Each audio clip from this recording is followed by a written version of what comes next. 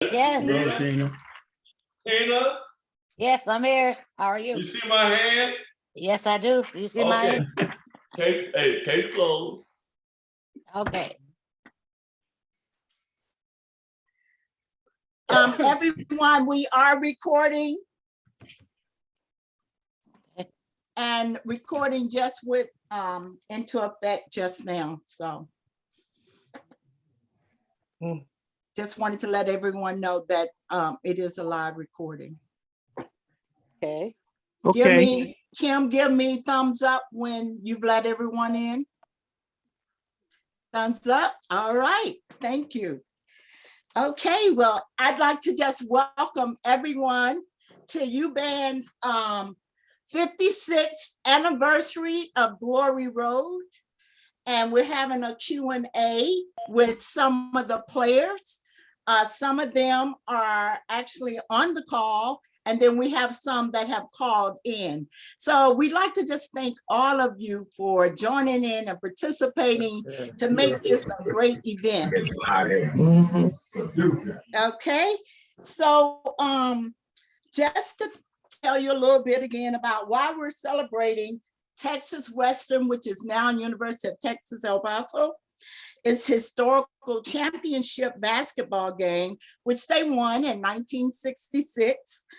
Texas Western College defeated University of Kentucky. And I'm from Kentucky, and I'm happy that they did. They defeated Kentucky with a 72-65 score in the NCAA men's college basketball final. And this was the first NCAA title for an all-Black starting five. And so UTEP had the starting five. I don't know. Come here. So we're celebrating the significant effort at Black history also. The Miners' victory over the Kentucky Wildcats was a landmark event in the history of civil rights and sports desegregation, comparable to Jackie Robinson's baseball tenure of the Brooklyn Dodgers. So decisively proving that color of skin has no bearing on talent and ability.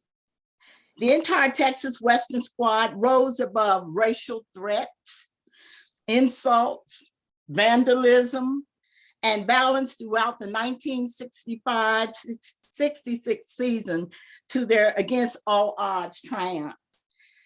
So we want to acknowledge those players tonight that are with us. Next, we will have, is George on the call, Kim? Okay, George is not on the call. So Audrey, are you on the call? You're still on the call. Yes, I'm on the call. Can you please introduce the leadership of UBAN? Yes, of course. Hello, everyone. Welcome to this event where we celebrate the TWC 1966 anniversary. And as far as the UBAN leadership, we have Miss Yolanda Patterson, who is our president. We have Miss Pat White, who is our secretary and treasurer. We have Mr. George Ellis, who is our vice president. And we have myself as the social media manager and director of marketing and media. And do we have our chaplain here? I don't think he's on the call. All right, so that is our leadership team. And of course, we do have Ms. Kim, who is moderating this event. And we have Jessica Castro here, as well as some other notable members, Dr. Michael Williams of African American Studies, Mr. James Jones, and I believe that's everyone. And Ms. Florida Dotson and Ms. Carlotta Campfield, who has helped bring all of this together today. I mean, Ms. Carlotta Scott, I'm so sorry. So thank you everyone for all that you've done bringing this event together, and we're gonna have a great event. Thank you everyone for being here, and again, welcome. Yes. Okay, thank you, Thank you. Audrey. Thank you. Also, James Jones is the vice president of alumni engagement. Is that correct, James? That is correct. So he is on our UTEP board representing. So UBAN is all over the place. And as she said, we have Dr. Michael Williams, who's Director over African American Studies at UTEP, and he is also part of UBAN. So thank you very much for the leadership. And Harold Lockett is our spiritual advisor. And Harold Lockett right now is in Barbados, so he's not with us tonight. Okay, next we'll have Florida Dodson, and she's gonna give a quick overview about UBAN.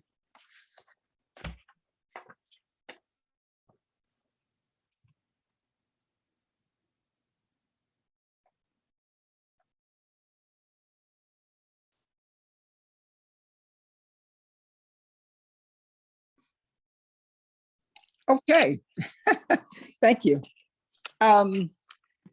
I'd like to start with that overview by talking about our mission statement.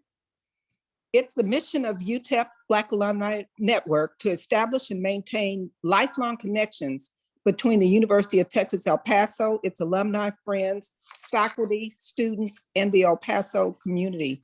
This in turn leads to increased support from the university's students. Excuse me. This in turn leads to increased support from the university's, its mission, goals, and enrichment for participants. Successful relations are the result of the strategic and deliberate cultivation of alumni as leaders, volunteers, advocates, donors for the university. So I'll stop there, but it is our goal to establish and cultivate relationships with alumni and friends and the university through our community activities, our communications and programs and services. So you will hear more as we proceed. Thanks so much. Thank you, Florida. I also just wanted to let you know that we're going to be giving away gifts throughout the event, and those that can, well, the questions will be about the movie. So the first person that answers a question in the chat box will receive a gift. We will need you to provide us your address so that we can send you those gifts. And more into the event, I will name what our gifts are and who our donors are. So next we go to Kim.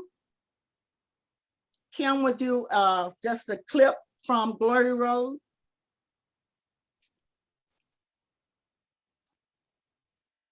Hey, Ilana, before we do that, let me, is it okay if I recognize some individuals also on the call? Yes, James. Yeah, we've got some members of the Alumni Association. You already met Florida Dodson, who's part of the Alumni Association Board of Directors, but we also have Fred Lopez on the call, who is our treasurer. So I'd like to recognize Fred and thank him for being on the call. And we also have Becky Birch, who is our VP of Student Affairs. She's on the call as well. And I'd just like to thank those individuals for taking the time out of their day and joining us here. And I'm basically gonna start off by just saying a few things about the movie. I basically saw the movie 3 times when it first came out. Okay, I was there the first night it opened. I was there the second night it opened. And let me tell you where I was. I was in Birmingham, Alabama, the heart of the South.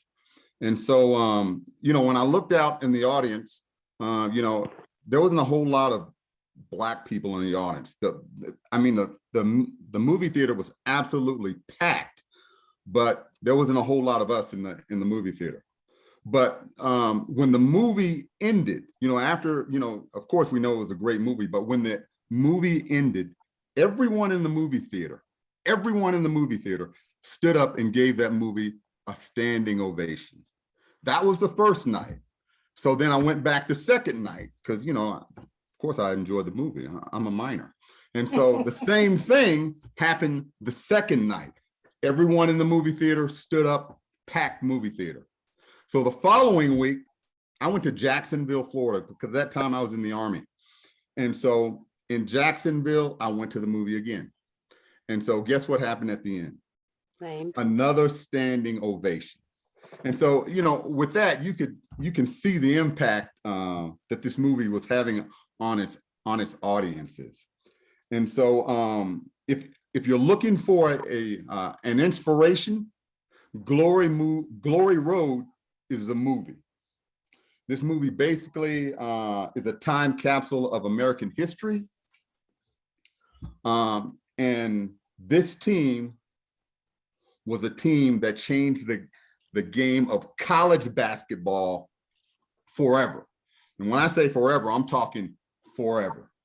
And so with that, you know, I just kind of wanted to kind of introduce the movie, and then I'm gonna turn it over to Kim McDaniel, who's gonna give you a little snippet.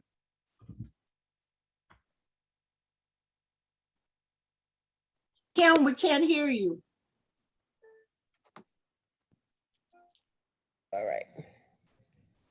So the snippet that I chose to start us off with, it is the Glory Road trailer that aired in 2006 that introduces us to the men, the team, and the school that made NCAA history and showed reasons why the civil rights movement was so needed.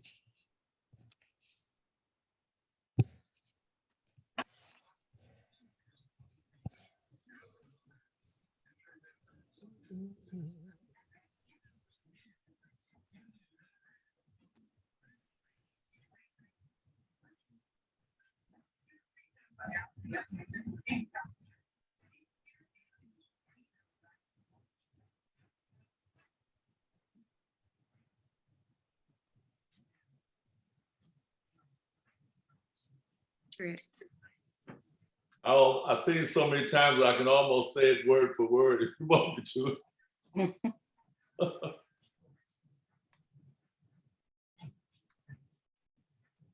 I don't hear it. Kim, is there supposed to be sound? Because we can't hear it.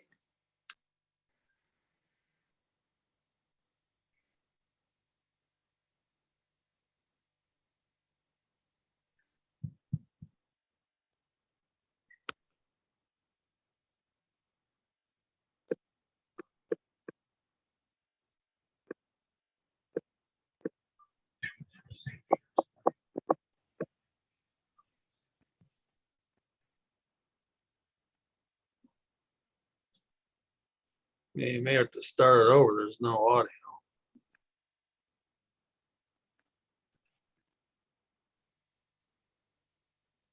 If possible, it would be a good idea to start it over because that is a pretty, you know, interesting and introduction of what you have. That's a powerful piece.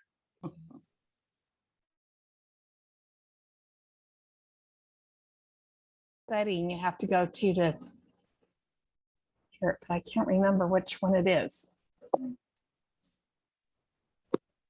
Yeah, I believe you have to turn on a different microphone because it's your microphone through this is your voice.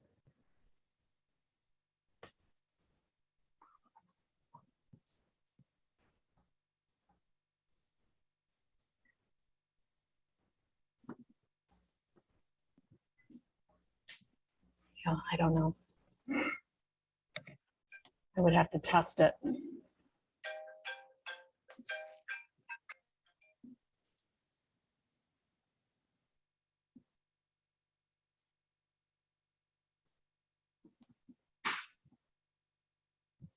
Kim, can we come back to that? Let's introduce the players. And then we'll come back to that, please. Where's Kim?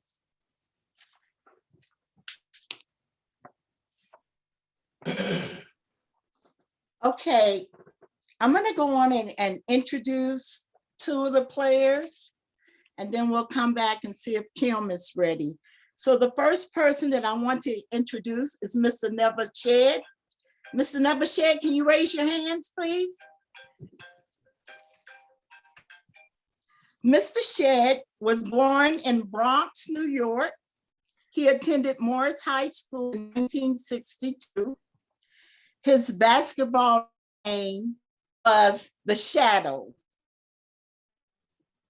Playing at Texas Western, he was drafted by the Boston Celtics. Following an injury, became an assistant coach for Don Haskins at Texas Western. He is the director of summer training camp for the San Antonio Spurs. Mr. Neville has lived in San Antonio, Texas for the past 25 years and serves as a coordinator for student activities at the University of Texas at San Antonio University Center. He is also a motivational speaker. In Glory Road, never, is that Shira? So that's Mr. Nevershed's bio. You will hear from him a little later in the event. Mr. Cager, are you on the call? Yolanda, he's been trying. He got cut off, and so he was trying to call in again. So we can check with Kim and see if she got him this time. Okay. Not yet. Okay, he was just trying. He's under that other 915 telephone number. Okay. He's calling in.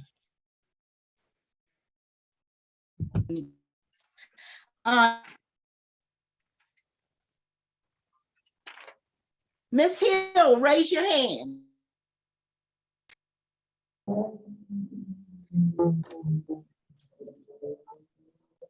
Miss Tina Hill. Why? And so I will give. Hello. Hello. So Hello. I will give a bio for Bobby Joe Hill and Miss Okay. Tina. Okay. Mr. Bobby, Michigan.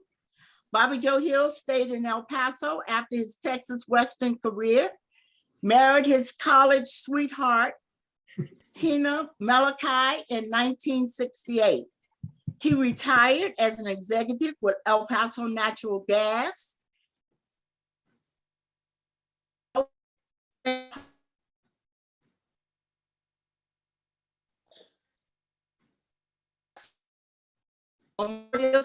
In El Paso.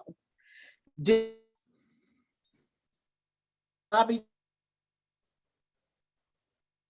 You're breaking up, Yo-Yo. So a little bit about his wife, Tina. Family set records in El Paso long before she met and married. She's a child of the military. El Paso. Her mother, Mrs. Juanita Malachi, was one of the first 5 Black teachers hired in El Paso and helped integrate the public schools. Our very own Nolan Richardson introduced Tina to Bobby Joe when they were at Texas Western. Their first date was at the sub or the Student Union building at UTEP or Texas Western. They married in the late 1967 and were together until his death. Tina is a teacher, including 20 years at Terrace Hill Middle School, which blended with Collins Elementary to become Bobby Joe Hill pre-K through 8th grade. Her daughter, Michelle, went to school there and is assistant district attorney in El Paso. Tina spends much of her time speaking about leadership. So we'd like to welcome both Mr. Nevershed and Ms. Tina Hill. Thank you very much for being here.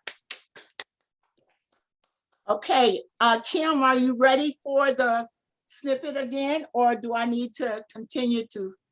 Okay. So we'll watch the snippet further. Brent, you ready? It wasn't me, it was Dad. Traitor. I'm very pleased that you're interested in the coaching job, Mr. Haskins. McCarty says you're a winner. You guys are playing like girls.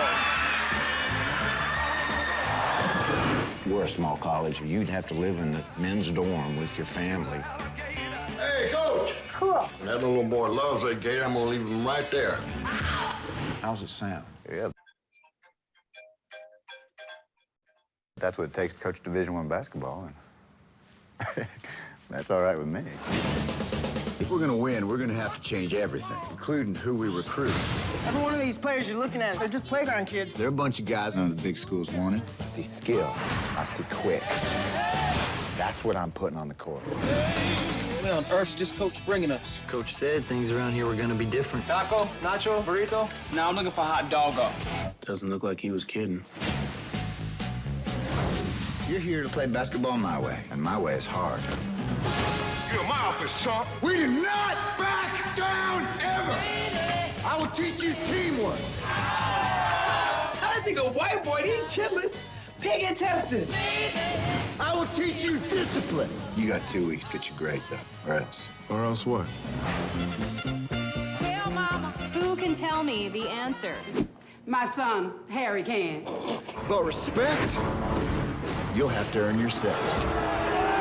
Take a look around you. This ain't Kentucky. Look at this. We ain't never gonna be like that. You quit now, you quit every day the rest of your life. You want to shut them up, then win. From Walt Disney Pictures and producer Jerry Bruckheimer. You ever heard of Texas Western? Comes the incredible story of the team that changed the game forever. Coach Haskins is starting 5 black players, a first in NCAA championship history. Thank you for keeping us together, no matter what the obstacles. It's not about talent, it's about heart. It's about who can go out there and play the hardest. They're not going to give us anything. So you got to go out there and you got to take it. Glory Road. From director James Gardner.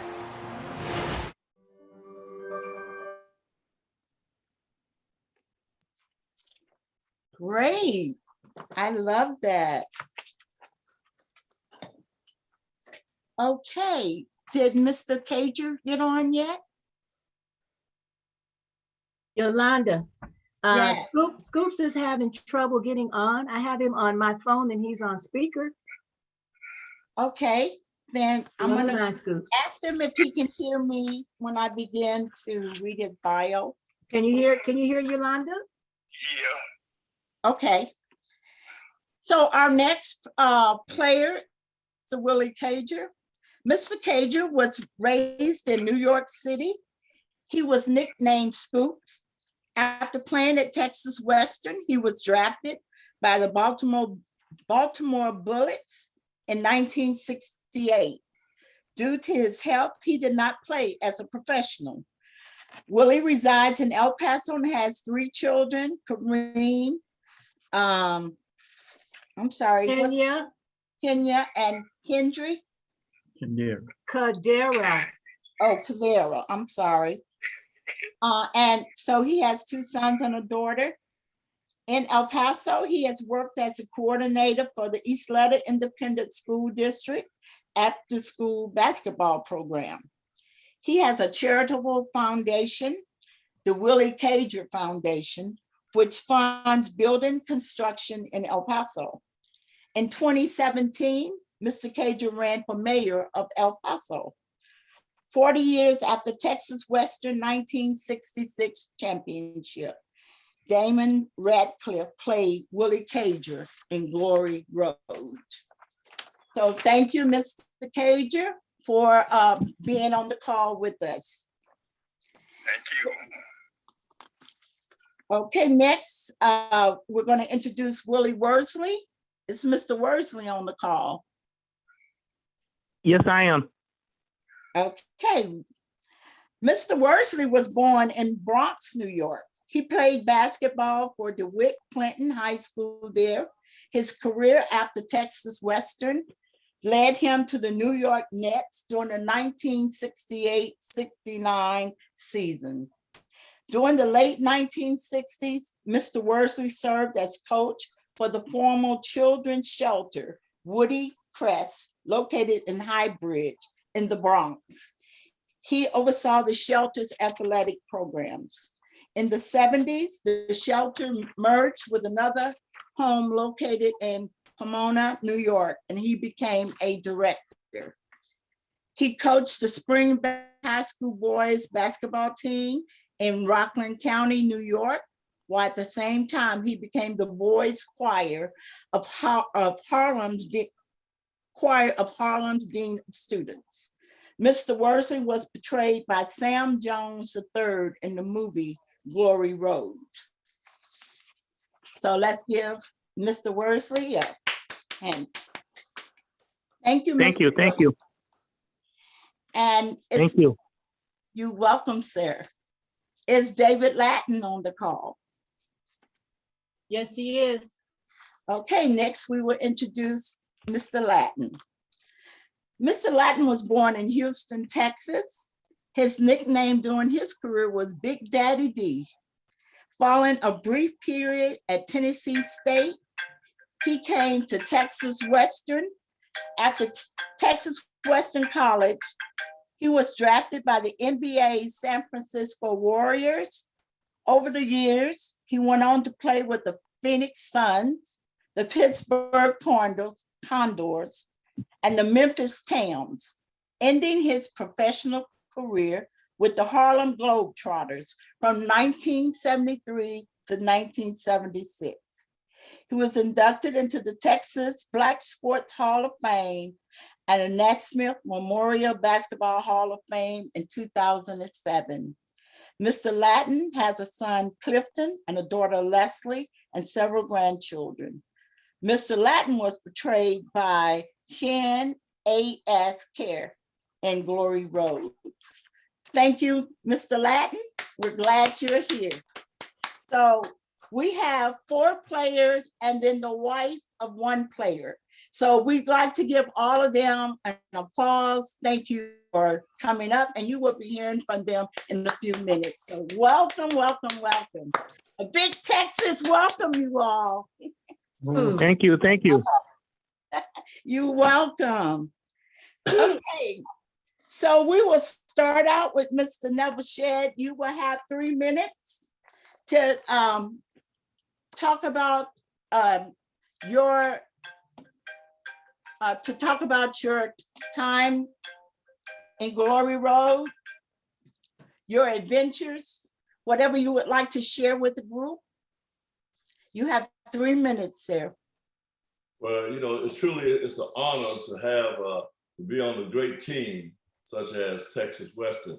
I want to first give honor to my close friends and colleagues, even though Ms. Tina's here, but I'd like to acknowledge the love and respect for Bobby Joe Hill, Austin Orders, Harry Flournoy, and Jerry Armstrong, who are no longer with us, and Don Haskins.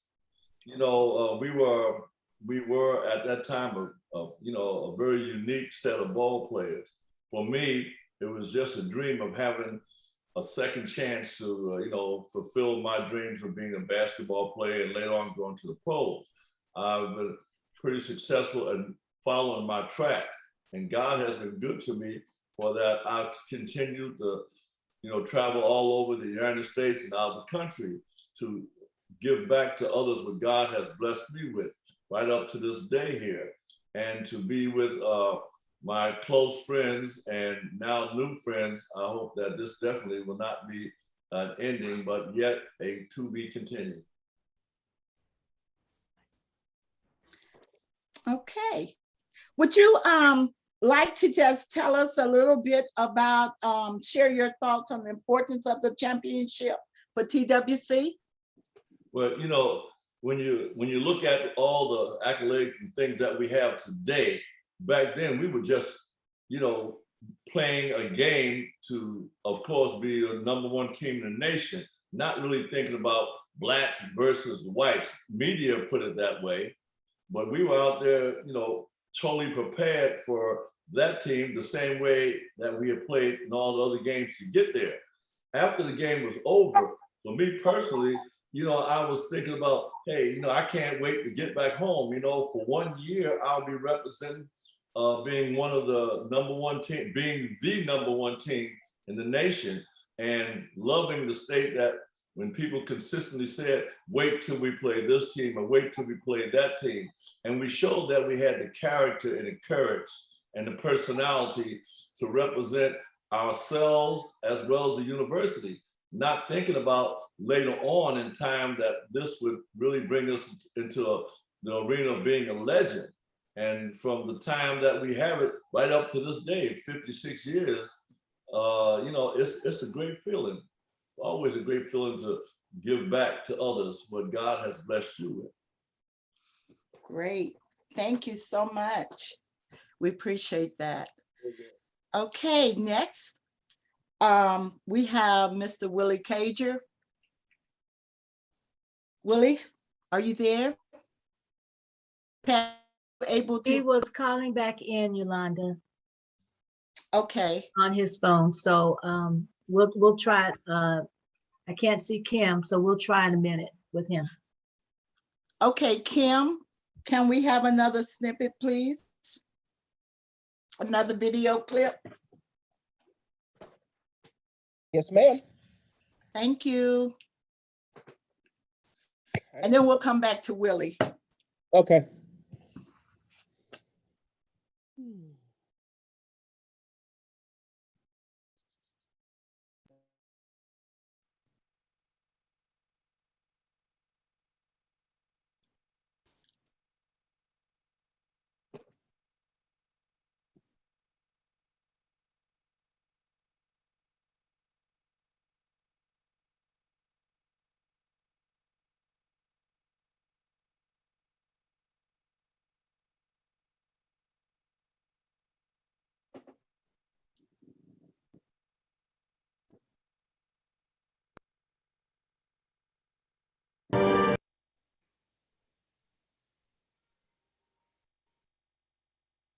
Wow. Kim, Yolanda, if it's okay with you, we have Willie Cager on my speakerphone. okay. He can hear you if you want to go ahead. Okay, Willie, could you just give us some remarks on your personal experience as a team member and maybe a comment on the video clip that was just shown, how you felt doing that particular piece? What was in there? He didn't get to see the video, but on the first part, please. She's going to repeat it. I'm holding the phone. Can you give us remarks on the personal experience as a team member?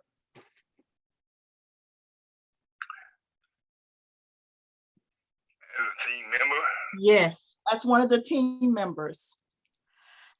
The clip that Kim just played was the clip of the team being called into the gym the night before the championship game, when the coach was talking to the players, when he announced that he was going to start with the 5 Black players, or 7 total. So I was asking you, how did you feel when coach announced that to the team?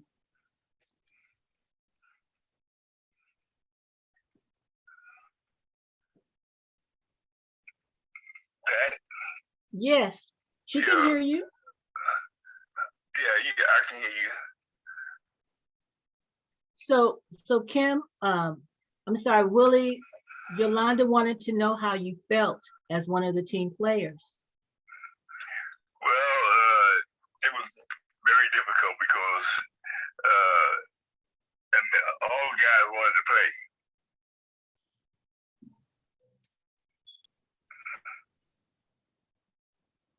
Everybody wanted to play. Yes.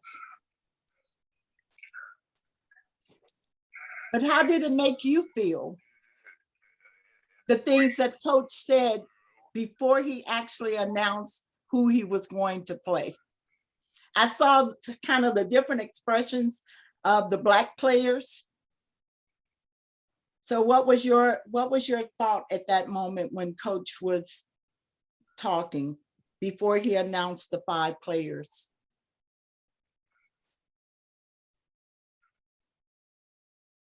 I'm sorry, did you hear that question? No. Okay. The question. Repeat it to him, Pat, please. Okay, yeah. The question was, how did you feel when the coach announced Coach Haskins announced who was going to be the 5 players? my thing was this situation here. He played whoever he wanted to play. But in essence, it was what the 7 black players that started, and then in that aspect, we came to the conclusion that we already won the game, so it's not a problem. Okay, thank you. Thank you. Would any of the other players like to respond to how they felt that night that coach announced who would be playing before the championship game?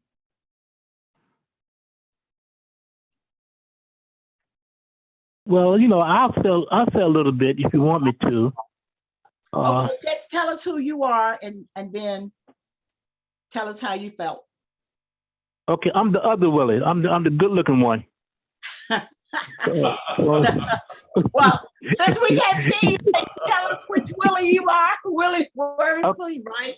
Yeah, my name is Willie, of course. My name is Willie Worsley. Now, I'm the short one, the one that, is about 10 feet tall. But anyway, first thing, we all need to know that the movie was based on a true story. So everything you see is not necessarily true. The other piece, too, is that we were all a good team. We were a good team because we was a team. I'm sure everybody wanted to play.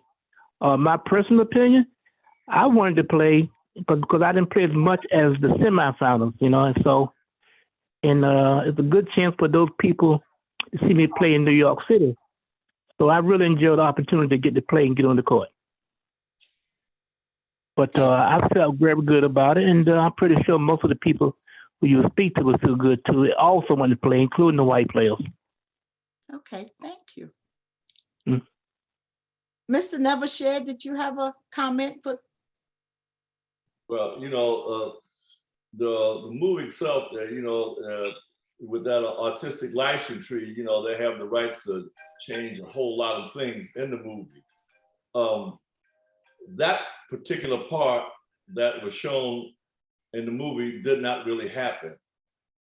We were, Coach Haskins throughout that season, particularly in the playoffs, he always felt he was going to put the team that he felt could get the job done. As a matter of fact, little Willie, the handsome one, Thank you. He took my place. The regular starting 5 at that time was Bobby Joe, Austin, Harry Flournoy, David Latin, and myself. Kentucky had a 3-guard front, and in order to compete with that time that Coach Haskins thought, he put Willie in there. But all of us knew that whenever we got that chance to get on the floor, that we were going to be out there playing 100%. And when you look at the things that portrayed in the movie of us being, thinking that people would consider us as monkeys or any other derogatory things that were said, that was never mentioned. This game was being played to be the best team in college basketball in 1966. We went out there with totally 100% prepared for that game. And how the movie portrayed it and what we did was something altogether different. Our character was, yes, there was no way that we thought that we could lose that game. And for the movie, it was a satisfactory thing, but for us, we really know in a situation such as we are in today, that we can clarify some of the things that were said. But for the media, it turned out to be a very interesting ending with the 5 Afro-Americans playing. Thank you very much. Okay, anyone else want to comment before we move on? Okay. I'd like to hear from Mr. Latin. Mr. Latin?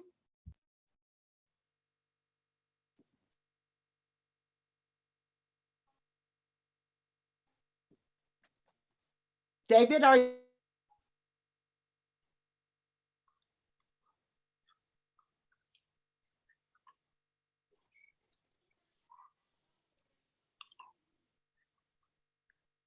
See?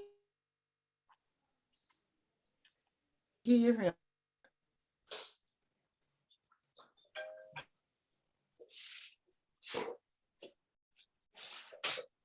Can I make a statement?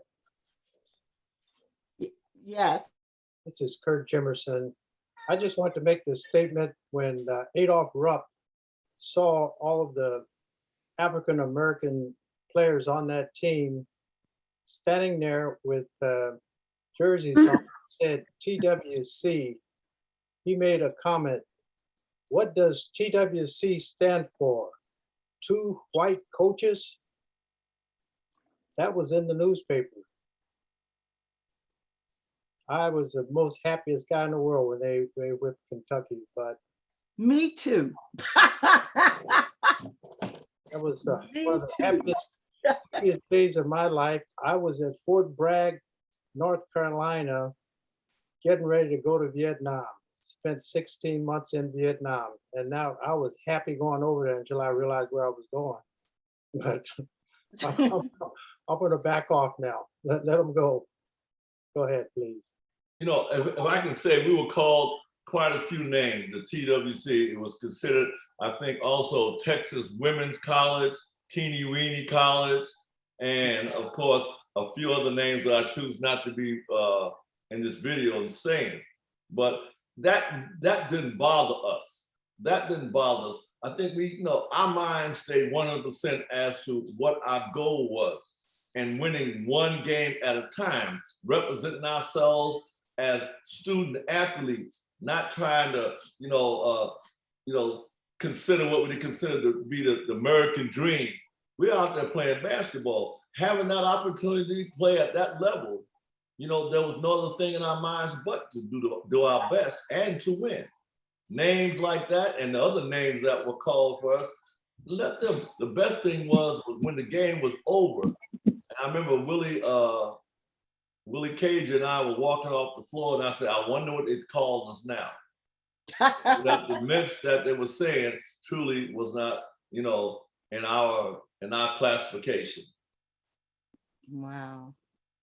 Yolanda, David has some trouble with the muting, and he's unmuted now, and he'd like to make some comments.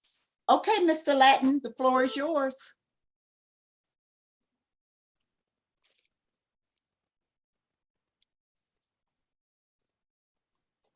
Come on, Latin. We're waiting, buddy. Are you unmuted?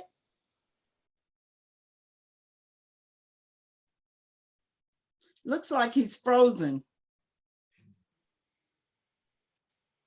Pat, are you on the call with him? That's muted. Yes, I'm on the call with Walter, who is sitting next to David. Are you there? Okay, give me just a moment. Are you there, Walter?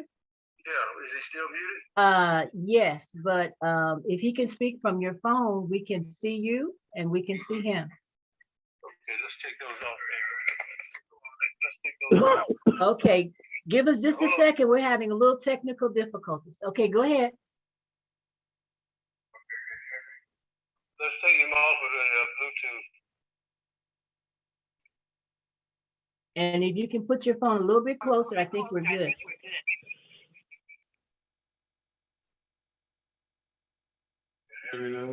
Yes. Yeah, I can hear you. Okay, here's what happened that day of the game. After the pregame meal, Coach Haskins called 7 African American players from Wyoming and Basketball made a statement. The short statement was long. All he said was, I'm going to start the players in this room. And 7 players in this room are going to play in the game. That's it. He said, it's up to you. Then he walked out of the room. And that was it. And he did exactly what he said he was going to do. So I was concerned about fouling out because it's like one Harris Warner had a bad knee, only played about 7-8 minutes in the first quarter. I was afraid that I was going to foul out. We had to lose that statement and play a white player. But anyway, it worked out okay. And so that's what happened. That's what he said. He made it very short and clear and tight. And that was it. I know my teammates can remember that. Okay, well, thank you. Yeah. But that's Pat, what happened. this is Tina. I wanted to interject something at this time. What made this team? Is he still speaking? Is David still speaking? No. Okay, I wanted to interject one thing at this time. What made this team so special? I was on campus and they said, well, a lot of people might say, well, how do you know this? I was there every day on campus with these guys going to class, so I knew them. I didn't know them like off distance or whatever, besides Bobby being my boyfriend. They were like my brothers. But what made them so special? When they hit campus, they were not ordinary when they hit campus. They were extraordinary men when they hit campus. They carried themselves as men. That's why they did so well on the field. They represented the team on the floor and out in the community and in their lives. They all came out as very special young men. They all were very accomplished. That's why we were so happy that the movie was made about them. And the term Glory Road fit them perfectly because they carried themselves as men. This was during the time when discrimination, prejudice, and all this was in our country. So it wasn't new to us. But we didn't have that in El Paso. We got along wonderfully. And they loved each other. They got along with each other. And they played on the floor with each other.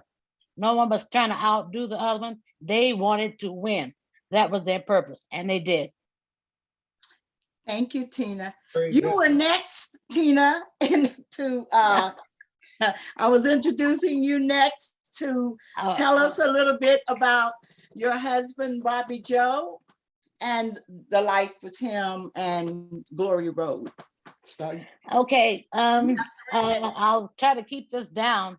Nolan Richardson brought him in as a recruit on a Saturday night. We met each other on a weekend. He said he was coming back to Texas Western that week. The following week, I didn't believe him. I said he'll never come back to El Paso. He came back that week and we were together ever since. We were together 3 years in college. We were married after college. And that's the way it went. He loved El Paso. He wanted to stay here. He loved the weather here and he loved the people here. He became a part of the community. He just fit in. And a lot of the guys stayed here also because El Paso accepted him. El Paso is just a wonderful place to live. It's like, I'm an Army brat, but it's a welcoming city. And wherever you went, you were known, you were loved. And Bobby was the type, they thought he was quiet, but he always had time for everybody. He didn't care if he were rich, poor, or whatever. And he loved to be with the kids. And he always stressed education. That's why we're so proud now that the school that they're going to name after him, my daughter attended there from 1st grade through 8th. I taught there for 21 years. And it's amazing, but it'll be Bobby Joe Hill pre-K through 8th. And it's amazing what God has for your journey. But it's been a wonderful experience living here. I still love the guys. When we traveled with Glory Road, we didn't travel just as we knew each other. We are a family and we always will be. Great. Good. Thank you. That's wonderful. Miss Hill, are you home where you have a picture of Bobby? Yes.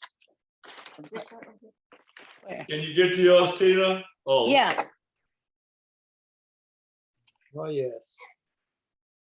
Okay, can you all see the picture of Bobby Joe Hill?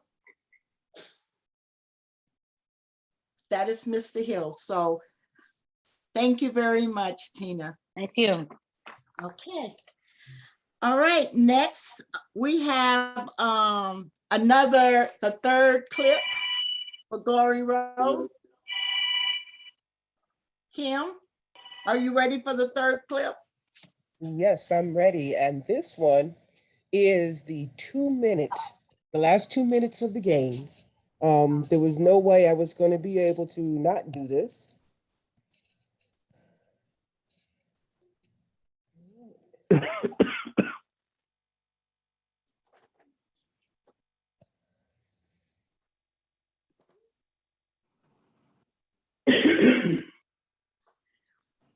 That is just the best part of the movie to me when Texas Western wins that game and beat UK. So I just love that. We're going to ask Mr. Willie Worsley now. Or did I already have Willie? I'm sorry. Uh-oh. Kim, can you block out that noise?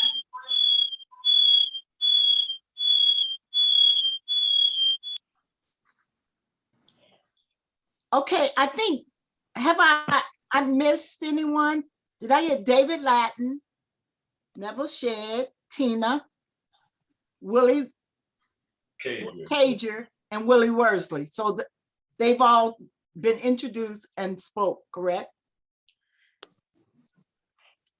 Okay, so now what we will do is go into the Q&A. There were some questions that was sent when people registered. So Kim, are you ready with the questions? Yes, we had one question that was asked, and okay, I'm trying to pull her back up. And I know we're talking about our players here, but she wanted to know, where'd it go? What happened to David Palacio? Do you have that answer, Kim? Because I have it. No, I don't. I think what it was is that she saw him in one of the snippets and she wanted to know, basically, has anyone heard from him? What happened to him? If He any of moved the- he moved to California after he left El Paso. He was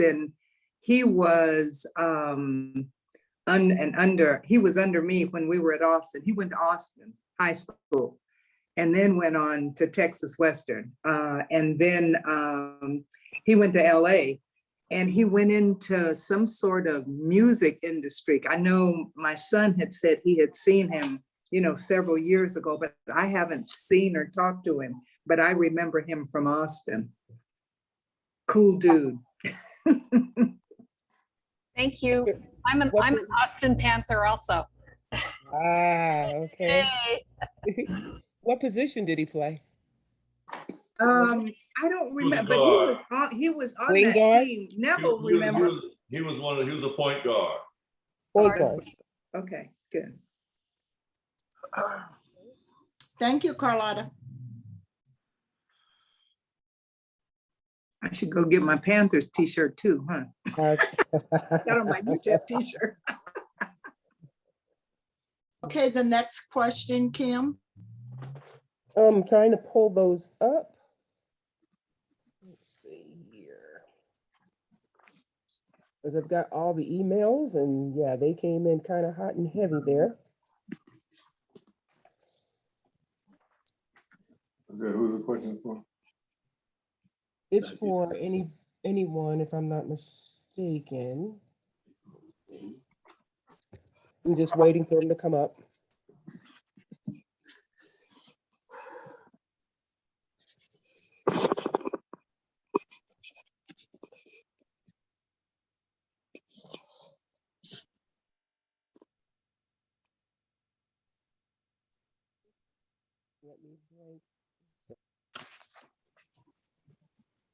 Kim, I have the questions in front of me if you need it. Ooh, yes, please.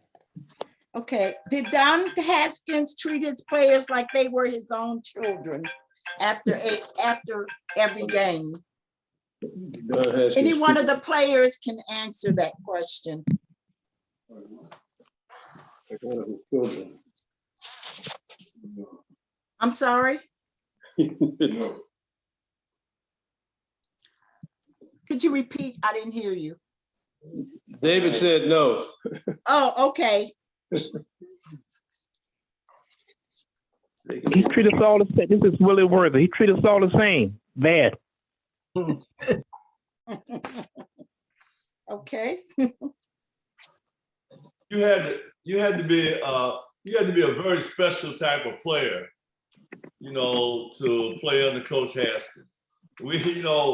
I think he was a very tenacious style of coach because he was a great coach, a great player when he was in college, and a lot of the experience that he had there, along with his own expertise. You know, he was a type of guy that, you know, at first he wanted us to play his way, but he realized that, I remember David Latin used to say, we were like a lot of Maseratis trying to run on the Volkswagen track. You know, we had a great leader. We had a man who was a powerhouse. We took pride in our own little things that we can do. Flournoy, Latin, and myself, we were the rebounders. And I tell you, we enjoyed the competition of who's gonna get the most rebounds. You know, who's gonna stop that man. I knew that I had David Latin to watch my back. I knew that Willie Cager, when he was in the game, watched our back. Bobby Joe was the steering wheel to our Mack truck. He was our leader, far none. But he knew how to handle the guys as 100% team member, as all we were. You know, we wanted to win. We were a bunch of kids just playing one game after the other. What we learned later on is that we had to go out there and really execute the experience that we all had and put it together so that we can be the unique team that we showed out there on March 19, 1966. Kentucky was not our hardest game. You know, if you really look at the stats, I mean, we really took them totally out of our game. Coach Haskins was smart enough to put, like he always said, the best team on the floor that he felt could get the job done. When he said that Willie Worsley was gonna come in for me, I didn't get mad because I knew that when I got my chance, when Willie Worsley, when Cager knew he was gonna get his chance, we were gonna go out there and play 100%. Our character was, you know, it was the best. I think we represented our society by going out there and not putting on a lot of the antics and things that you see today in basketball. That was a great team. And that's why it's still, you know, represented very highly today, 56 years later. Thank you.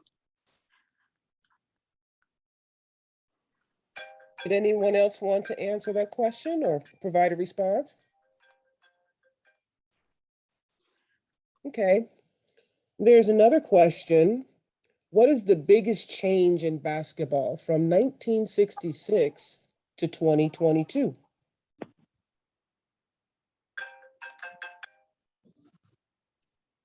What is the biggest? Okay. I think Willie Cager said that he would answer that. Okay. Well, it's totally changed. Believe me.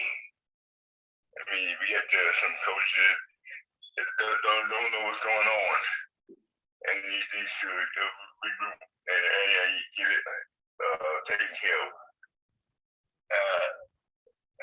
Coach Rowland and a few others, they're pretty good coaches, but they're not until they can adjust to the changes. And the changes is what, hey, everybody has to be on the same page all the time. And they're not. Okay, thank you. Thank you. Kim, can I give away a prize now? Certainly can.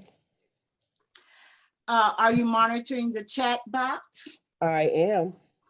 Okay, I'm going to ask the question, and the first person that puts the correct answer in the chat box wins a UBAN t-shirt.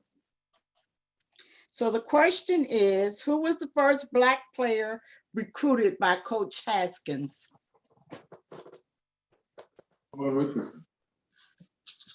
sorry? Nolan. We've got a few responses. As far as I know.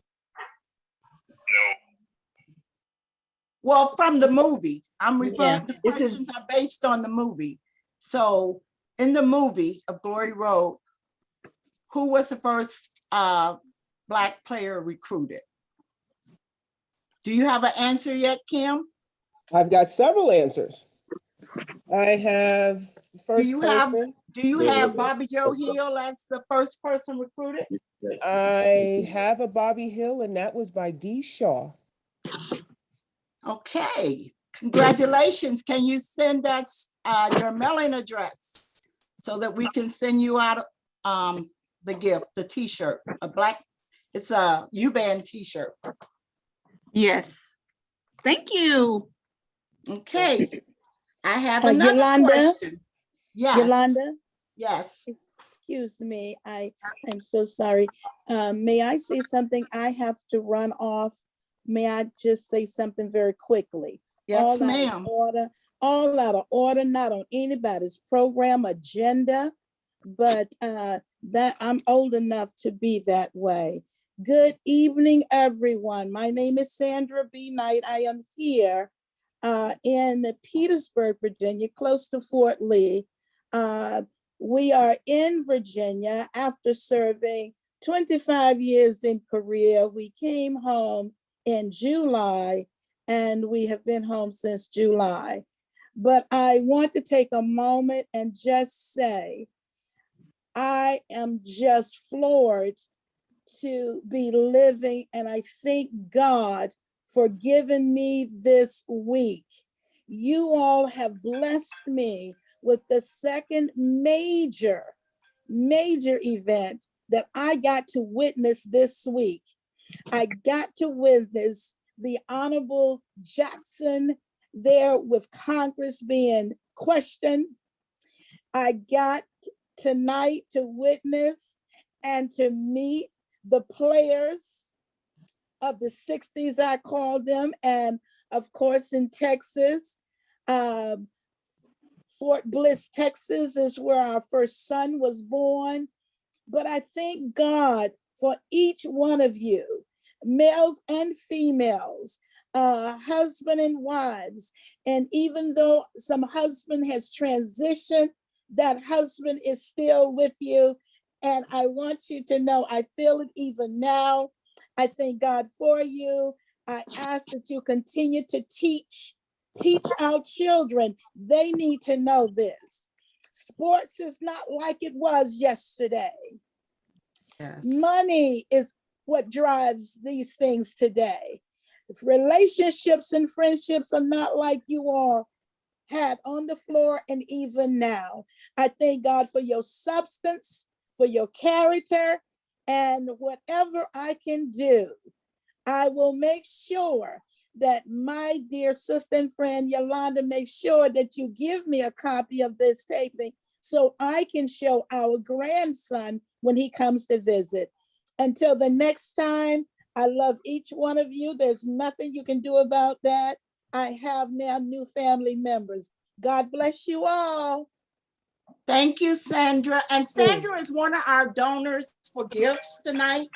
And so the next question is actually a question that I'm going to ask. Again, put in the chat box. And Sandra has donated a $25 jewelry gift set. So that's the next gift. Which players were recruited from Gary, Indiana in the movie Glory Road? I'm testing to see if y'all watched the movie before this event.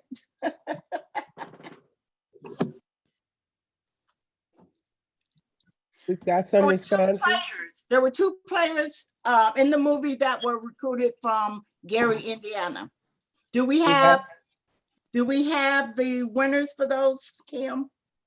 We have Charlotte, who says Harry Flanoy.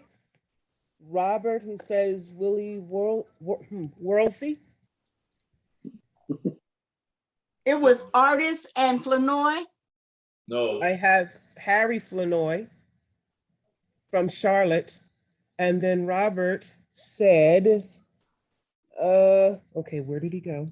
Robert said, okay, because they're all single names. We have one person that says, Stephen Miller says Harry Flanoy and Ortis Artson. Arston. That's the correct answer there. I'm sorry.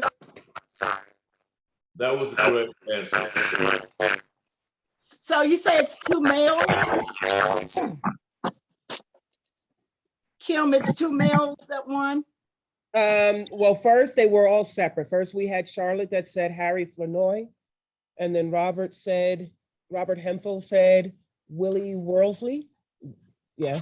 And then Steve Miller said Harry Flanoy. So which one was first? Who answered first? The first one answered was Charlotte, but she only gave one name. Who gave two names? First person to give two names is Stephen Miller with Harry Flanoy and Ortis Arston. Okay, then I'll switch giving the jury on this one and let's give another t-shirt. I think it was Frances Smith. She was before Stephen Miller. Yeah, I think it's Frances.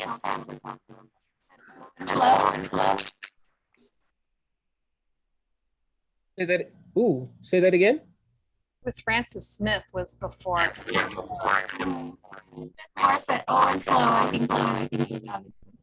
Okay, it was Frances Smith. Was the first one to answer correctly? It was Frances Smith says O and Flo. Yeah. Okay, so she will get one jewelry gift set. Please send your name, address, so that Sandra Knight can mail that out to you, please. Okay. And I'm gonna do one more, and then we'll go to more Q&As. The next question is, where did Bobby Joe Hill meet his girlfriend Tina in the movie Glory Road?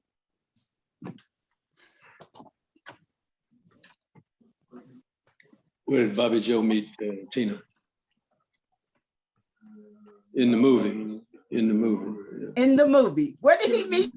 Where did he meet you, Tina?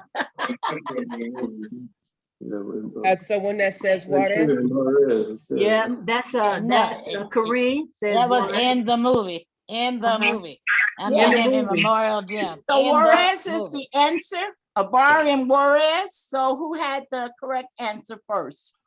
That would be Kareem Cager. Yep. Okay. So we will do a UBAN t-shirt. So we need the address so we can mail that shirt out to them. Okay, Kim, you can go back to your Tina, say Q&A. one more time. Not in the movie. I still have 6 There's more no gifts. Tina in the cantina. That was at Memorial Gym. Movie was wrong. Okay. All righty. So question, how did life change in El Paso after the historic win? Did it change for the better? Tina, start that off, Tina. Start that off, Tina. I can piggyback off of you. Okay, would you repeat that question, please? Yes. How did life change in El Paso after the historic win? Did it change for the better? I would say yes, it brought the cultures together more. The blacks here have always been very low in a percentage. We were basically here because of the military. It brought the city, the campus, everyone became closer. Our team was always loved, and they're still cherished here. They can come here 20 years, 40 years, 50 years. It's been proven. The community still remembers them. They still love them. They don't care how old they are. They will always be very special. They love our team. First of all, our team gives it back to the people in the community because they're special young men. And that's what carried them, is their character. They always had time. I remember the last time we were up at Memorial Gym when the team came in, we stayed out. The team had people around the building until 2:30 in the morning, waiting to get their signature. That's the way they are still loved in El Paso. But we have a beautiful culture here because I think El Paso is very unique and we care about each other. One thing, we have great food here and we have loving people. And I just think it made us stronger and closer. Okay, is there another player that wants to piggyback off of Ms. Hill? You know, I really think that game per se, you know, really put El Paso on the map as far as it's concerned for football. I'm correct, basketball. They did have some great football players that came out of, I guess, El Paso sometime before then. But, you know, with the history and like Tina said, you know, how it brought El Paso, you know, closer, particularly to the university itself. You find out that a lot of people are going to university, not just for the basketball, but for the culture and the education that that school is highly represented for. And for me, that I traveled back, you know, to El Paso several times to see Cager, a chance to see Tina, but people remember us. And when they see the ball players, they want their kids to share that history. This is somebody that put El Paso on the map. And, you know, to have neighborhoods named after us, I'm pretty proud of mine because Never Shed is right alongside of Bobby Joe Hill Boulevard, you know, and, you know, something that's there for life. That team is a team that's gonna be there for life, and what it did and how it changed.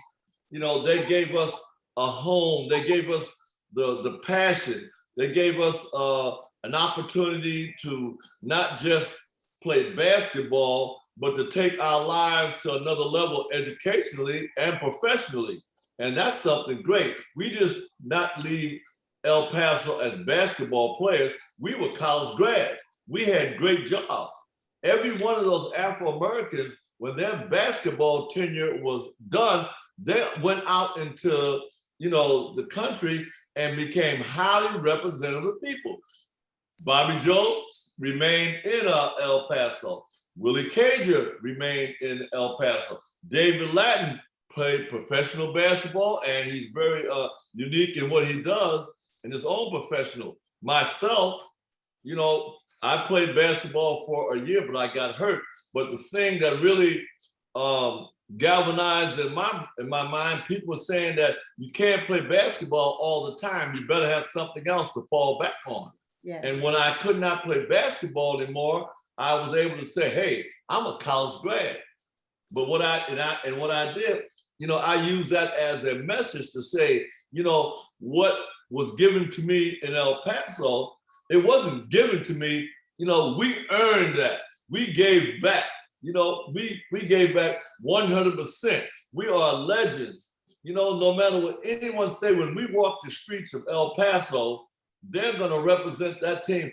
That guy there put us on the map. That guy just didn't represent us as basketball players, their character, the legends, their personality. I remember Willie Cager, I remember Bobby Joe, whenever he saw me in the street, he took time to talk to me. He showed ownership that, hey, this guy, we are part of that minor family. And that is people for life. In El Paso, they may have, the university has grown a lot. The population, I don't know too much about, but that team there is there for life. And no matter what other teams win, if they do win a championship in El Paso, it'll never carry the representation and the history that those athletes, the men of Glory Road, represented. And we do thank the wives and the teachers and the parents and other people in the great city that helped us to reinforce what we have in our lives today. Great. Thank you so much. Could I provide an answer to that question also? Yes, sir. My answer, it's a little negative, but a lot positive, and I'll touch on the negative part first. On that night that day in 1966, I was teaching at the Officer Instruction Battalion not battalion, but the Officer Instruction Division at Fort Bliss. I was still on active duty. And we had a diverse student population, and most of it depend on where those students live. We had some the next morning had all sorts of negatives, like, oh, they can do everything with a basketball except spell it. And being an instructor, I had the liberty to really slap down a lot of the comments and give my opinion. My positive side, I don't know if it was the Shriners with a potentate ball, but there was a party at the old Executive Motel, a hotel, which is gone now, but it's just north of Executive Boulevard on Mesa. We were having a big dinner there, and I wanted to watch the game, but had to go to that ball, you know. And we had long tables, and a guy came up and said, "Do you have another chair at this table?" We said, "Well, we're kind of crowded." He said, "I have a portable TV." I said, "Right on the end." So we set his TV up next to the wall, and we all were watching it. And when we got into the final quarter, looked like half of the dance floor was around our table, and people were cheering, you know, "Come on, Texas Western." And one guy, he had maybe a couple of 2 martinis. At one time, he said, "Come on, Kentucky." So I told him, "Don't stand close to my wife." You know, in this crowd, you were creating a danger zone. But we had a wonderful time, and like Mr. Shedd just mentioned, how it reflected throughout the community. And I'm from Alabama, but I was proud to be an El Pasoan in 1966. Thank you for sharing that. Thank you so much. Okay, Kim, do you have another question? I certainly do. It says, how did the racial challenges that the team experienced empower you in the life choices you made after leaving UTEP? Do we have a player that wants to answer that question?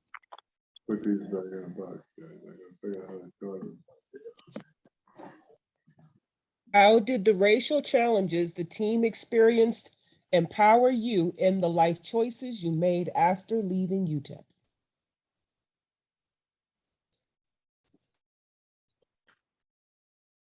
Maybe I can say that, you know, we didn't go to college just to play basketball.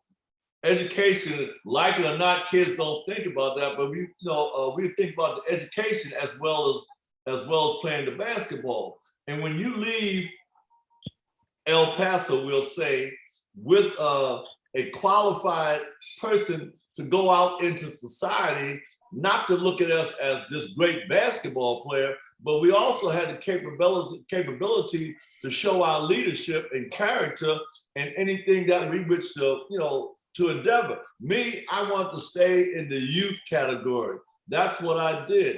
I do that up to this day when I work with the Spurs and other youth organizations, as well as being a motivational speaker. You look at Willie Cager. You look at Bobby Joe. He was the grand poobah of El Paso. Because everywhere he went, he had a good, strong word. His words were not long like mine probably, but his words and expertise and knowledge was gold. Now, I'm not just saying that because of Tina being there, but we showed a lot of lifetime, characteristics that, it's gonna be with us. We are legends. What do you think, Walter Richards? We are legends. And everybody that comes into that university, they got it plastered all over the university.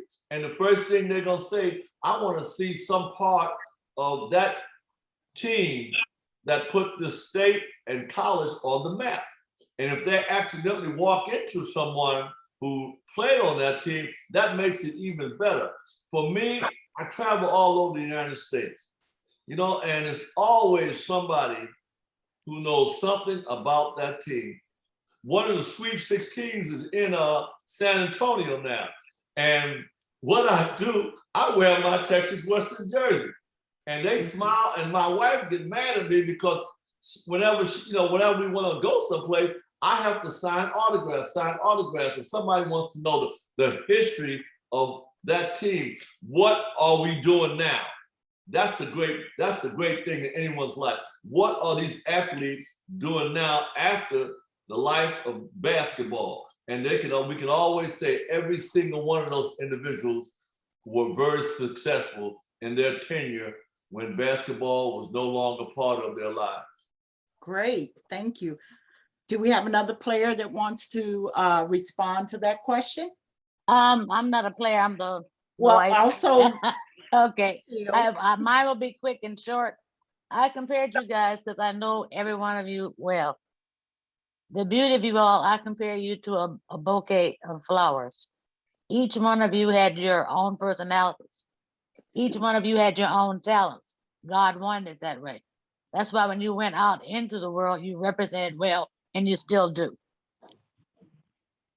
Thank you. Anyone else? Yes, this is Willie Worsley. I like to speak on it.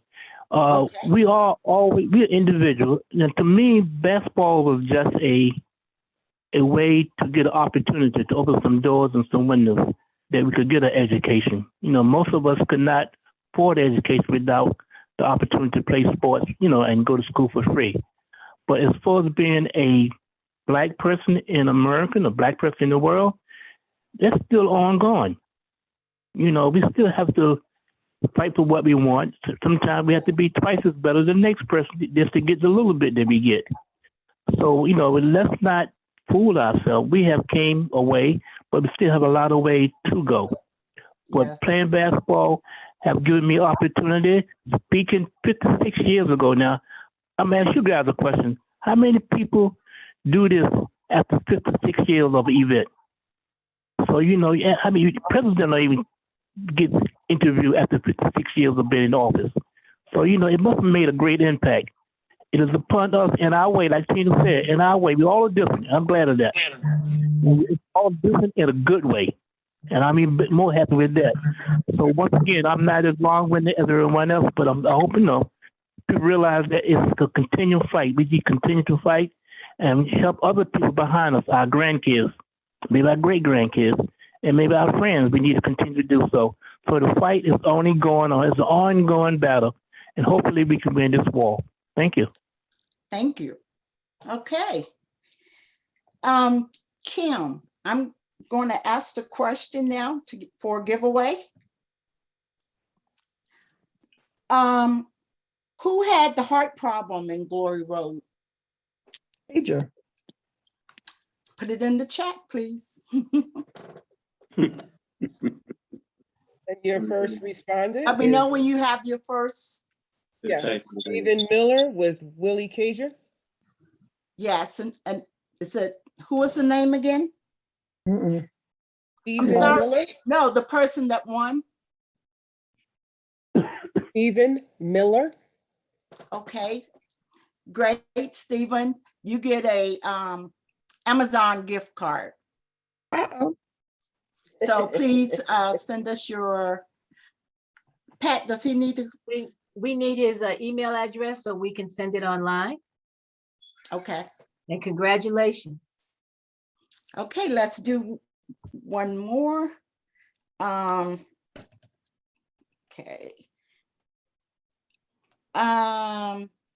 Where was the 1966 NCAA Basketball Championship game played? Where was it played and in what state? College Park, Maryland. You're supposed to put it in the chat box. We don't know how to use the chat box. That is the correct answer. Was he who was the first person, Kim? First person to answer was incorrect. It says New York. The second person is Stephen Miller. Cole Fieldhouse, College Park, Maryland. That's correct. That's correct. Okay, you also get a Amazon gift card. Alrighty. Okay, Kim. So not a question, but a commentary from Mr. Hackney. He says, being from the state of Tennessee, I can speak for many minority fans throughout the South in stating what this victory meant. I liken it to not only Jackie Robinson, but also Jesse Owens' performance before Hitler. Blacks were always looked upon as inferior and second to all whites. Rube to me was arrogant and always appeared to have a smug on his face during the games. He was known for wearing brown suits. Again, to the players appearing tonight, thank you for that momentous day. It played a major role in all that is decent and good in society. And then, Let the church say amen. amen. Amen. Anita Brown Amen. says, Black history, love it. Thank you to UBAN family for this program. Thank you. So did we have anyone that wanted to respond to that? That's what it's all about. That's what it's all about. A lot of people who are, you know, today, you know, remember how you always were taught to say, you know, no matter what success that you go into or whatever you do, don't forget where you came from, right? Don't forget, a lot of people sacrificed and died and did things so that you can motivate yourself on the opportunities that are out there for you today. And if it's athletics that's gonna motivate somebody to go into what they wanna, you know, be in life, athletics is a big part. Some of our great politicians, you know, were athletes. I attended North Carolina A&T my freshman year before coming to El Paso, and my leader, one of my guidance people was Reverend Jesse Jackson. He was on the football team, and he had his number was 33, and that's the one that I wore a lot. Not because of that, that's what they gave me, but this was somebody that showed me, you know, how to take negative energies and turn them into positive action. And it all starts off with a dream. You know, God says without a dream or passion for something, one cannot receive his or her provisions. And the people of yesterday is, you know, through this movie that we're talking about today, is a teaching tool. It's a teaching tool. So no matter where we go or who we play with or represent, once again, the female, you know, the females that back us guys, you know, they're gonna remember, you know, hey, what you did, what the contributions that you do. Hey, your team, thank you for what you know, did. Thank you for giving my child an opportunity, if qualified, to attend any university of their choice. I had an opportunity as a motivational speaker, and I'm gonna cut this short, to make my first speech at the University of Kentucky. And I had to walk onto the floor to talk to the basketball players, and I started crying. And Tubby Smith was a coach there, and he had just won a national championship. And they said, "Is there anything wrong?" I said, "No. Years ago, I could not have put my foot on this doggone playing floor. Now you got 5 Afro-Americans who just won the most prestigious thing in NCAA basketball. We're on our way."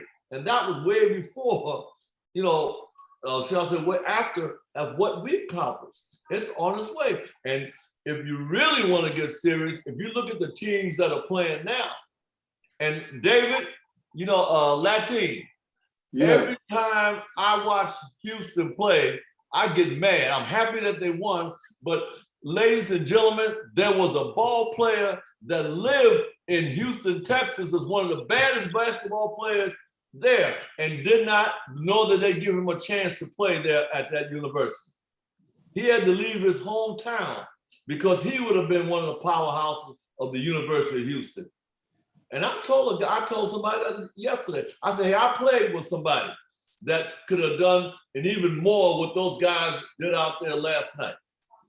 You know, we've come a long way. And what makes me feel good is when David walks through Houston and other places, that's Big Daddy D.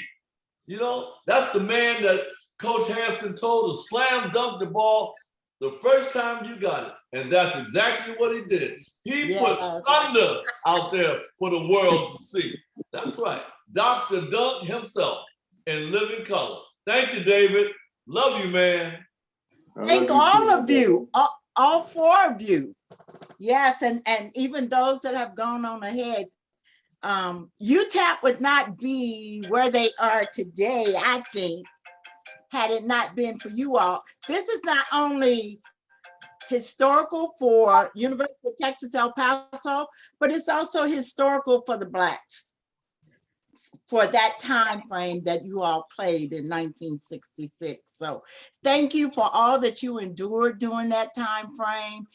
We're sorry for that, but we appreciate you. And we plan on recognizing you every year. UBAN plans on recognizing you every year from this day forth. So thank you all very much. Before you leave, I would like to say thank you so much for inviting not just me, but my brothers. We have gone through so much the past years. We've loved each other, but through the adversity that we've had over the years, it made you all more successful and where you are today, and it will continue. Thank you. Thank you. I have 4 more gifts to give away. So Kim, can I do that now? Absolutely. Remember to put it's the first person that puts in the chat box wins.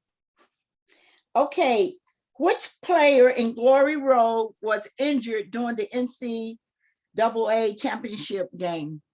Oh. Very fluid.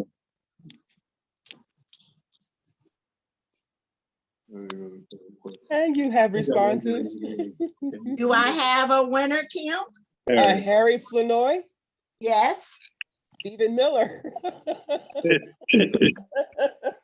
Stephen Miller can type fast. He's fast, yeah. He got the copy paste working, okay. Stephen, you win a UTEP bag. It will have different UTEP items in that bag. Okay.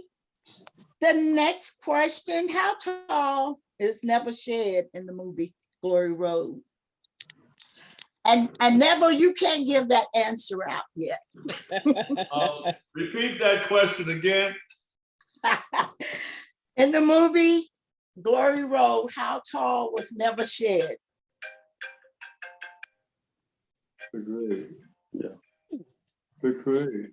They got it. Kim, let me know when you get. I got answers. I got 7-1. What is it? The first one, it's popping up too quick. The first one was 7-1. I take it that's not right. Nope. The second one is 6-7. No. Okay. Come here. The next one is 6-8. That's the winner. And that would be Cher Williams. That's who? Cher Williams. Okay. Thank you. Welcome. That will be, you will get a $25 jewelry gift set. Thank you so much. Which used to put up all of my basketball goals when I was a little girl. Okay. Where was David Lattin recruited from in Glory Road? Although Mr. Sheds already said that answer, but who's the first one to put that in the box? You have a response? I'm sorry? Yeah, the first response was Houston. That's correct. And that would be Michelle Hill. Okay, Michelle. You get you also get a UBAN gift bag. All right, thank you. You're welcome. Okay, we have 2 more gifts. So the other question is, how many Black players were first recruited by Coach Haskins? That's an easy one. We have responses. Okay, what's 7? 7. And that would be. That was in the movie. Genevieve Henry. Just the movie. Yeah. Okay, and that is a UTEP gift bag that will be sent. It's Janavel. I'm a parent of 2 current football players. One is the right tackle. One is the left tackle. Hi, welcome. Welcome. How you doing? He I has learned 2 about. sons playing on the football team right now. I actually learned about these guys when I was in grammar school. I'm from Chicago, so they know who Tim Hardaway is. And we learned about them when we were little bitty kids. We saw the actual footage in grammar. So both of my boys play. There's another parent on here, which is Andrew Meyer. I think I contacted you guys because we are coming down and we're starting a parent advocate. You know, we're going to be feeding the boys after the game. And we're just, you know, I've been knowing about UTEP since I was maybe 7. So, and I played in Tim Hardaway's basketball games. They was YVI back in the day. But yes, definitely. I've been knowing about you guys for a long time. My sons actually are from Wiley, Texas, and they both, one is a senior and one is a junior. Great. Thank you, sir. Thank you for joining us. And we want to get with you to give you more information about UBAN too. Okay, I have a bonus question. And with the bonus question, we have a dashiki shirt from Nigeria that we're giving away. And this one is a hard question. I had to make one of them hard for the bonus, right? I just lost my question. But the question is, what are the names of the 1966 TWC minor team players? All of them? Yes.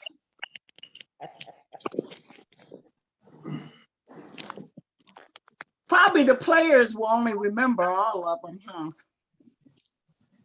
Never will. You're right. You're so right. I would, but I can't win the dashiki. Do you have a picture of the dashiki?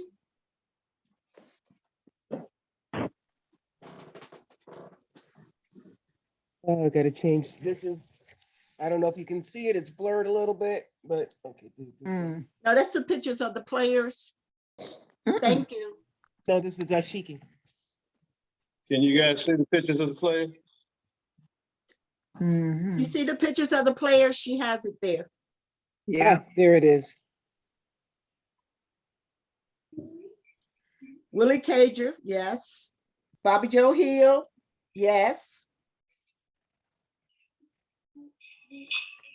So we have a response. Do you have it? I have a response in the chat. Worsley. Okay, it's David Lattin, Bobby Joe Hill, Willie Cager, Willie Worsley, Jerry Armstrong, artist Neville Shedd, Harry Flanoy, Togo Raleigh, Lewis, how do you pronounce his last name? Badon, Dick Myers. Badon. Dick Myers and David Palacio. Did anyone have all of those? You did. Yeah, there's We have Sandra Brown with Willie Cager, Bobby Joe Hill, Dave Palacio, Jerry Armstrong, Louis Bodine, Orson Artis, Willie Worsley, Togo Rayleigh, Dick Myers, Neville Shedd, David Lattin, Harry Flournoy. Did you said Jerry Armstrong? Yes. Yes, you said Jerry Armstrong. Okay, then that's the winner of the dashiki. And that is Sandra Brown. Sandra, we need your information. So I think we've given away 3 t-shirts, dashiki, 2 gift cards, 2 jewelry, and 3 UTEP bags. So yes, so that is it. So do we have anyone else that wants to make any comments before we close out? We have about 5 minutes. If anybody's interested, St. Pete's beat Purdue. I have a question. How many people still live in El Paso? They can't hear you. I think it's Tina, can you answer that one? Can you hear me? Oh, David you has mean, a comment. yeah, Cager and myself. And Togo. And Togo Rayleigh. Well, if you guys 3. aren't busy on the 8th, could you come out to the football game, spring practice? Certainly. Certainly. Can you hear I'll me? send you my No problem. information. No problem. No, I'll definitely be there. I work with the schools. I work with the churches. I do public speaking. I do displays. I also do Bobby's shirts and his caps and other things too. We're extending that. But I work with the community also. But I'm definitely involved with the schools and churches. And I would love to come out for sure. Can you guys hear David? Can you hear me? Can you hear Yes, me? yes, we can. Listen, I'd just like to make a comment on what that game did for basketball in this country after we won. There are schools in the South that have any African American players. The conference that Kentucky played didn't have any African American players. The year after we won that game, all those schools started to recruit African American players. And what that did was, not only did it help the program get better, they had to open the doors for all the other Black American kids who like the girls and the kids that weren't playing sports. So by winning that game, it made it possible for a lot of kids to be educated. So that's my legacy, and that's what I'm proud of. And my teammates as well. That's wonderful. Thank you, David. Willie Cager would also like to make a comment. Okay. Yes, you need to buy my book, Playing with Heart. It's on Amazon. Was that it? Amazon, Playing with Heart. Did you want to say anything else? That's good. Just about the foundation. We try to raise a little bit of money so we can get a gym built. Thank you. To say thank you again for inviting us to have this. It's the first. I know it's very well appreciated. You all have done wonderful work here. Pat and I and Drew have been friends for years. Bobby and Drew have been friends for years. We go so back with our kids or whatever. And but just thank you for helping us be involved in this. I love it. It made my day, my daughter and my grandson, because she has him definitely into, it's not just Black history, it's history. And it starts from home. And that's what we have to do, not depend on the public to take care of our kids knowing. We have to take care of it in our homes. It starts from home. That's true. But thank you so much for letting us be involved in this. We're glad glad you were here. We are honored to have all of you. And before we close, Well, before you close, can I just get the opportunity to thank you guys for having us on? And I want to tell all my brothers and my sisters that I love you guys, and it's nice to hear your voice. And hopefully this will be the last time that we communicate. And may God bless you and my family. And hopefully we'll see each other soon. Thank you very much. You're welcome. Thank you. Let me say something too. I feel like a lost ball in high grass if I do not say anything. But you know, let's make sure that this is not the last time you will use us. You know, it will not be the last time, sir. We promise. Like, you know, I always say this, let's not make this a goodbye, but truly a to be continued. For we have so much more that we can share with you all. You know, and this is just a warm-up. It's just a warm-up. And you know, God bless you all, and keep on singing that melody that is so necessary, you know, for our kids and people yesterday as well as today, to make you know, all the rewards and things that God has planned for us. This is nowhere yet the ending. You know, this is only the beginning of something new that's already been prophesied. That's right. Thank you so much. Thank you. Patterson, can I say one thing? I'm speaking for the Glory Road children. We have Willie Cager who's on also. I just like to say that we're very proud of our parents and this legacy and our uncles, as we call them. And we're continuing on with our children playing ball. So we're working on them playing on the same team. We've been working on that. So the legacy continues. All the values that they put forth, the education, the love is carrying on to our generation. And we want to protect it, improve it, and definitely pass it on. Great. Amen. Okay, may I say something, please? Or can you? Okay, hi. Hi.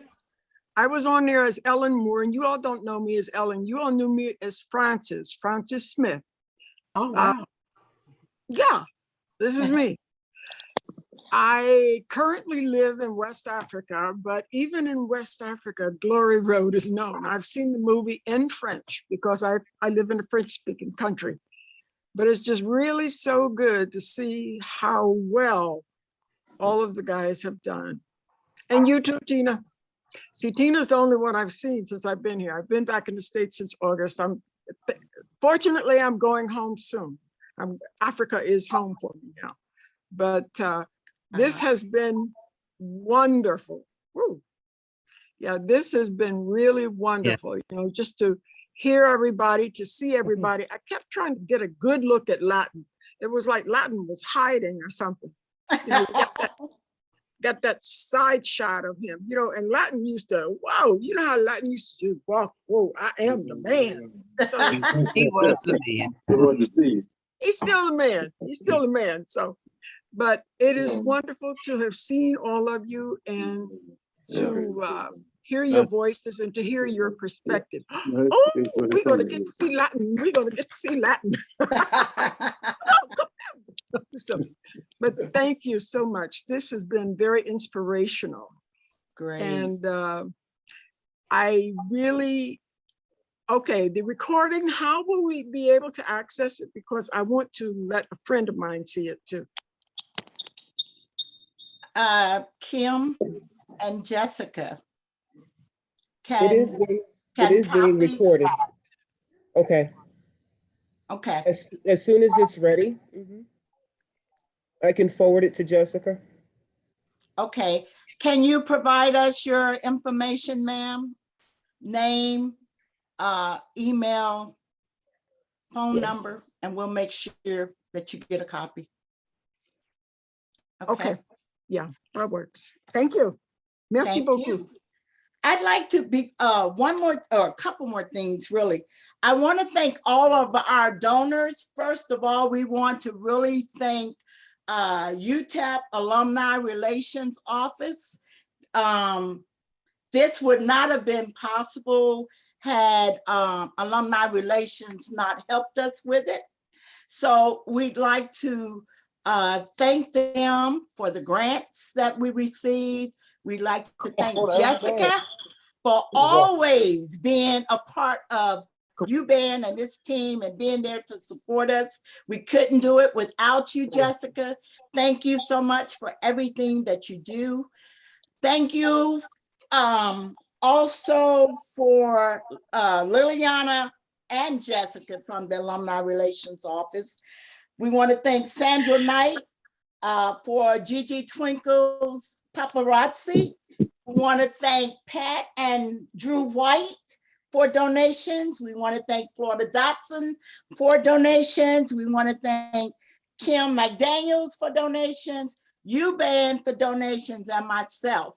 And of course, we definitely want to thank all four of the players and Mrs. Hill for being here and sharing your experiences. This will not be the last time that UBAN will meet with you. This will be an annual event from now on from UBAN. So we really appreciate you all being a part. Thank you for all the individuals that have signed in. I understand we have about 50 something people online. So that is wonderful. Thank you for your support and participation also. And one other thing, Dr. Williams. Dr. Williams is Director of African American Studies, and he's also a part of UBAN. And I would just like to encourage those of you that do not know about the Dr. Daley Student Fund. I'm going to ask Dr. Williams just to give a little bit of brief about that. We're asking anyone interested at any time in donating to that fund, helps the students on campus. So Dr. Williams, can you just give a brief about that? Because Dr. Daley was a professor at UTEP, and he was over the African American studies before he passed. So before he passed, this was, one of the things he wanted to do, and we did that in honor of him after he passed. So Dr. Williams. Yes, thank you. Thank you, first of all, for this program, and also for all who have attended and the players who've spoken tonight. It's been very inspirational. As you pretty much have laid out, the Dr. Daley Fund, named after the first director of the African American Studies program, and his commitment to providing students with assistance with whatever came up that they needed. He was a person who was very much in touch with students and really had a feel for what it is that they were faced with. And we all know that our students are sometimes faced with things that they don't talk about, or that they come up with financial things. And so this is a fund that was organized by UBAN in honor of him. And it's a fund that's designed to provide students with financial assistance for some of the things that they may run into. And they've put actually the link for giving to that fund in the chat. And so if you're interested in giving to that fund, please do. And also you can contact any UBAN member, myself included, if you have any issue with that, as well as Alumni Relations. And again, that's a way for us to give back on behalf of Dr. Daley and continue his mission and commitment to our students in every aspect of the way. And so thank you, Madam President Patterson, for giving me an opportunity to speak briefly on that. And also to all involved in this program, thank you so much for all that you did here tonight, because by doing what you did tonight, you're also helping us carry on the mission of knowing and understanding the power and presence of our Black history and what that means to future generations. And that also carries the mission of UBAN, Dr. Daley, the African American Studies program, and all of our ancestors and elders who have come before and who look to us to do just what we did tonight, so that we can carry that baton of struggle just that further. So thank you so much to all of you all. Thank you again. And again, if you want to give to the Dr. Daley Fund, that's in the chat, and you can contact any of us. So thanks again, Madam President. Dr. Williams, before you go, one more comment. I wrote about this in my book, Slam Dunk to Glory, as well. Say that again, please. I'm sorry, can you repeat that? Okay, I wrote about it in my book, Slam Dunk to Glory.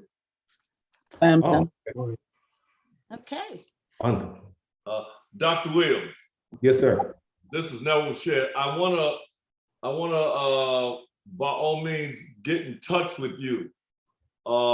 Personally, I know it should be on by phone or we can Zoom, because I have a lot of Neville Shedd, part of Texas Western, and Black history that I would like to share with you, and maybe somewhere down the road, you know, because being that El Paso is just right down the street from San Antonio, where we can get together and sing a lot of music, you know, for our program. Wonderful. That would definitely be a to be continued. Wonderful. I appreciate that. And I just put my email address and also my phone number in the chat as well. And so please feel free to reach out to me at any point, and I'll be happy to do that. That's affirmative. Yes, sir. And thank you so much for everything you did. And also thank you for your desire to reach out and kind of share yourself and partner with us as well. And so I'd be happy to hear from you and to sit down and talk and strategize and move forward together. So thank you for that. Looking forward to that, sir. Yes, sir. Okay. Any UBAN members, you have anything you want to say before we close? There are a couple of things. One other thing, I think Willie Cager has a book, and Willie Worsley has a book as well. Can you send, can you put, tell us the information so we can put it in the chat so people can write down the name of the books? Well, I could tell you the name of my book. This is Willie Worsley. Name of my book is Our Rewards Will Be in History. All right, and Scoops, you want to tell them the name of your book again? Playing with Heart. Playing with Heart. It's on Amazon. Playing with Heart. Right, it's on Amazon. Okay. Great, thank you. Dr. Glory. Yeah, I think you got it. Did you guys get David? What about Clyde the Glide Drexler? I know. Slam Dunk to Glory.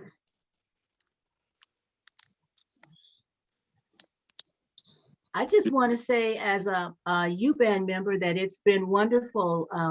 We've enjoyed this sharing with you all, and it's just been great. And I've just enjoyed our talks and our laughs and going down memory lane. So I just want to say God bless you all.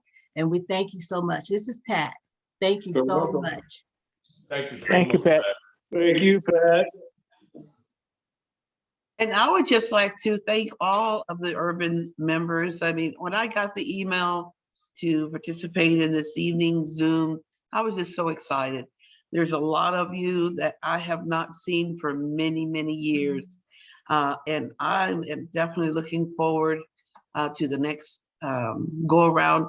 A lot of you probably don't know me. My maiden name was Fairley, Sherry Fairley Williams. And I know that girl. Yes, you do. and we've got to hook up. Absolutely. Okay, Butchie.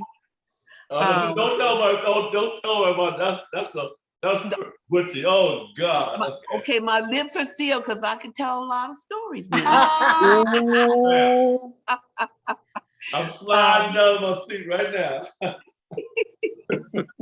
I would like to just extend, if anyone is interested in joining UBAN, please come and get on board with us and continue to grow and do things with us and spread the good news about University of Texas, El Paso. We would love to have you on board with UBAN. I don't know how many of you in El Paso heard on, was it Friday? No, today's Friday. Wednesday, I believe our, Audrey? I think it was Wednesday, Audrey Spearman, who is our director of marketing, was on ESPN El Paso speaking about Glory Road. So she did a very nice interview. We have a copy of the interview if anyone wants to hear it, but we're doing things and we're trying to get the word out about the university and about alumni relations, about the alumni of UTEP, and we would love to have any of you to join us. So contact one of the UBAN members and get on board with us. We would love to have you.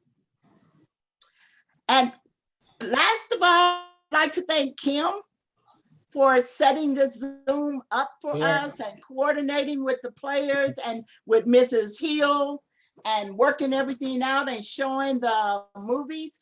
And we're going to end. Kim, are we still ending with the UTEP song? If that's what you want to do. Yes, ma'am. All So right. thank you, everyone. Have a blessed weekend. We love you, and we love University of Texas El Paso, and go Miners. Go Come on, Miners. Yep. Bye-bye, everybody. Thank you. Goodbye. Good night. Bye-bye. Bye-bye. Thank you. Appreciate you. All right, still there? Okay, you're still there. That's good. So I want to thank you so much. So I was going to tell you too that we're going to do a t-shirt when you ask for one.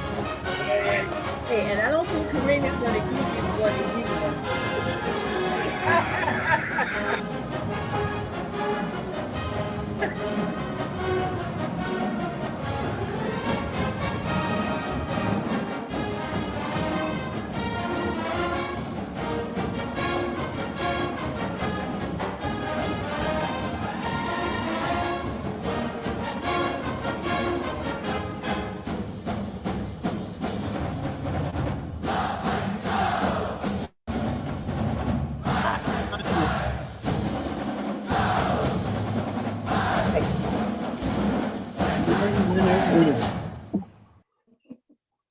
Good night, everyone. Thank you so much. Good night. Good night. Thank you. Take care. Good Bye, night. friends. Night. Thank Night. you. Okay. I'll good get night, your phone everybody. number. God Call bless. me, girl. Take care. All right. Thank you. Okay, but you call me. Thank you you what? so Everybody much. really Enjoyed enjoyed it. that. Hi, Thank you. Chippy. All right. Well, How look, you I'll doing, talk to you later. When I get all your Much stuff love, together, I'll give sweetie. you a call. Hey, sweetie. All right. You take How care. are you? I'm doing Okay. good. Bye-bye. I'm How's doing the good. family? I How's wish the we could all family? exchange phone numbers. Yes, Call because me, I've yeah. been trying to call you. Uh-huh. Yes, that would be Kim, awesome. you can stop the recording as we catch up. Because Ms. Fairley got some splaining to do.